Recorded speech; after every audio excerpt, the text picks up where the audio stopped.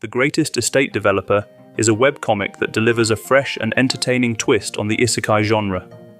It follows the story of Suho Kim, a civil engineering student from modern Korea who suddenly wakes up inside a fantasy novel as one of its characters. That character is Lloyd Frontera, a spoiled, drunken noble who was known as the most pathetic loser in the book's world. With his new life on the line, Lloyd is determined to turn things around. Armed with real-world engineering know-how, he sets out to rebuild his family's failing estate, pay off crippling debts, and defy the fate of the original story. The result is a clever mix of kingdom-building strategy, fantasy adventure, and sharp comedy that has hooked readers around the world.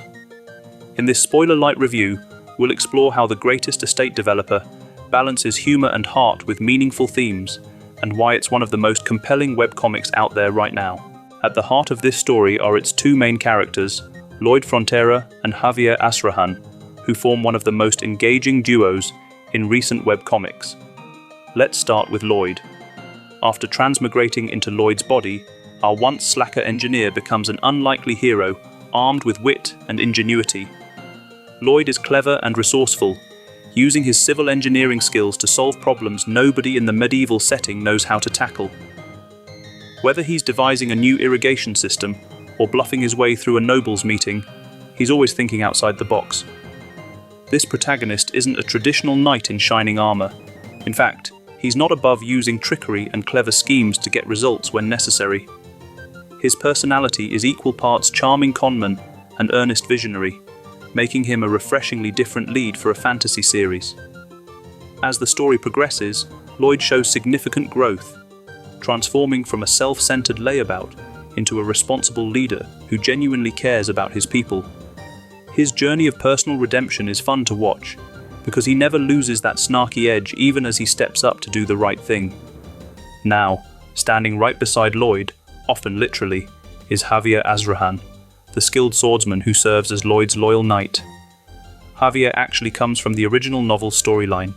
He was the protagonist of the novel Knight of Blood and Iron, which Lloyd read, making Javier effectively the deuteragonist, co-lead of this webcomic's narrative. Javier is portrayed as a young, honorable, and incredibly competent knight. He's stoic, dutiful, and deadly with a blade, the archetypal hero you'd expect to carry a fantasy epic.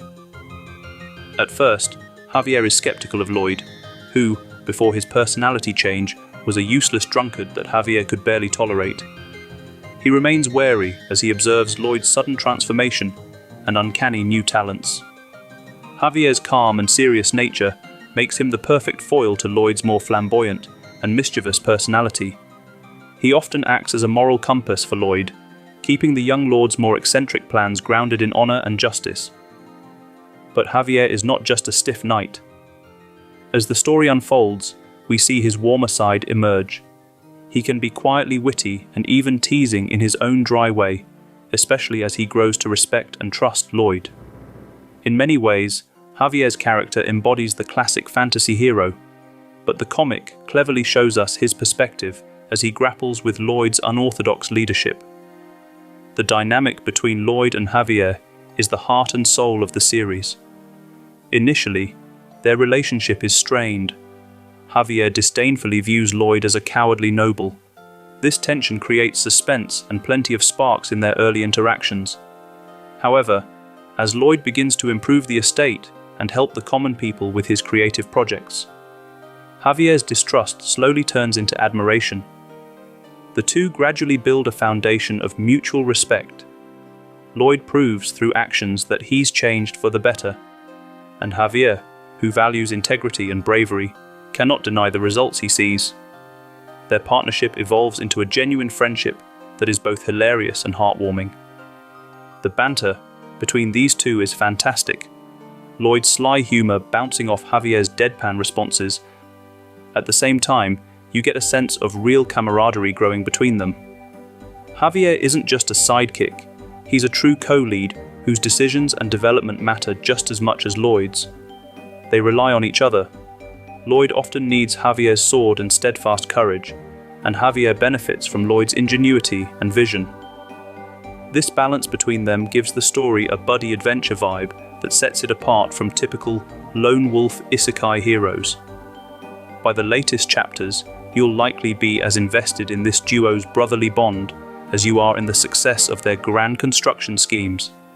It's a joy to see two characters from completely different backgrounds learn from one another and grow stronger together. While Lloyd and Javier rightfully command the spotlight, the supporting cast adds extra flavor to the narrative. Lloyd's family, for instance, includes his father, Lord Arcos, who provides a compassionate mentorship, and other estate workers who slowly get swept up in Lloyd's vision. There are also some adorable and unexpected sidekicks, like a certain giant hamster-like creature. These side characters and creatures primarily serve to enhance the world's quirky humor or help with specific tasks, but they each have their own charm. Importantly, they never steal the spotlight from our main duo. Instead, they contribute to the challenges and successes that Lloyd and Javier face. Overall, the character roster is handled well. Even minor characters have distinct personalities, and many of them show growth as the estate transforms around them. This emphasis on character development across the board makes the victories feel earned and the world feel lived in. One of the standout qualities is how it balances its tone between light-hearted comedy and sincere drama. Make no mistake, this series is first and foremost a comedy adventure, and it fully embraces a humorous spirit. The author isn't shy about poking fun at classic fantasy tropes and the absurdities of medieval life. Many of the funniest moments come from seeing modern engineering solutions applied in the rustic fantasy setting, often baffling the locals and even astonishing Javier. The dialogue is witty and fast-paced, packed with playful insults and clever comebacks between characters. Lloyd especially has a sharp tongue, and his internal monologues, as a 21st century guy stuck in a story, often add a layer of ironic commentary to the events. The comedy can be silly at times. There's physical humor, exaggerated facial expressions, but it's executed with such timing and charm that it rarely falls flat. This makes the series incredibly entertaining on a chapter-to-chapter basis. There's always some scheme or punchline to look forward to. Crucially, the humor never undermines the story's more serious moments. When the stakes rise, the tone shifts appropriately. The comic knows when to buckle down and get serious, allowing important high-stakes scenes to play out with the gravity they deserve. There are genuinely tense moments, from dangerous construction accidents, to confrontations with corrupt nobles, to battles against beasts threatening the estate. And these scenes bring real suspense and drama. In those moments, the characters show their heroic colors. Javier might deliver an impassioned stand to protect villagers, or Lloyd might throw himself into peril. Because we've grown to care about the characters, through all the laughter and bonding, these dramatic beats hit hard. The author is skilled at balancing comedy with drama, so that neither overpowers the other. The overall tone stays uplifting and positive. Even after facing challenges, the story will swing back to its hopeful, can-do mood. The comic cleverly touches on issues of poverty, infrastructure, and social inequality in its fantasy world. Lloyd is essentially trying to reform a feudal society with common sense and science, which leads to commentary on the inefficiencies or injustices of the old way of doing things. For instance, when facing corrupt officials or greedy neighboring lords, Lloyd often uses his wits, and occasionally a bit of blackmail, to ensure his progressive projects can continue, implicitly criticizing the corruption he encounters. These thematic elements give the story a surprising amount of depth. Another key theme is personal growth and redemption.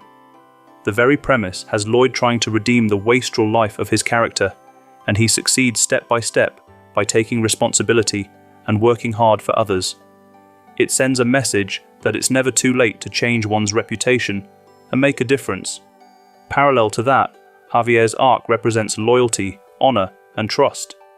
His journey is about learning to trust someone he once despised and upholding his knightly principles while adapting to Lloyd's unconventional methods. The friendship between Lloyd and Javier symbolizes bridging differences. They come from opposite mindsets, modern versus traditional, cunning versus honorable, yet they complement each other. This reinforces a theme that teamwork and understanding can achieve greater things than going it alone. The story also touches on class and responsibility. As a noble, Lloyd comes to understand that his title isn't just for show. He genuinely embraces the duty to protect and provide for his people. In doing so, he starts to become the kind of lord that even a righteous knight like Javier is proud to serve. All these themes are woven in organically without heavy-handed lectures. The narrative remains light-hearted and upbeat, but if you look deeper, there's substance under the fun. This gives the greatest estate developer an appealing emotional core and makes the triumphs feel truly satisfying. You're not just cheering because a building got built, you're cheering because of what that building means for the characters and the community. The artwork of the greatest estate developer might not be the flashiest in the fantasy genre, but it absolutely fits the story and enhances its charm. Artist Kim Hyun-soo employs a clean, straightforward art style that is easy on the eyes. The character designs are unique and memorable, helping each character stand out visually. For example, Lloyd's design often includes a sly, confident grin that perfectly matches his scheming personality, while Javier's appearance, tall, sharp-eyed, always in his knight's coat, exudes discipline and strength. The artist does a great job conveying expressions, which is crucial for a story so heavy on comedy. Lloyd's smug face when one of his plans succeeds, or Javier's rare look of shock when something utterly defies his expectations. These expressive character moments add a lot of comedic punch. In serious scenes, conversely, the art shifts to match the tone. Action sequences are drawn dynamically. Whenever Lloyd begins a new construction project, the panels clearly illustrate the process, from drawing blueprints on paper to the actual building phase.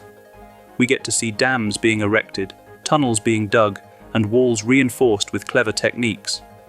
The attention to detail isn't overly technical, but it's enough to make you believe in the project. It's a satisfying aspect of the comic that appeals to the part of the audience that loves strategy and building elements.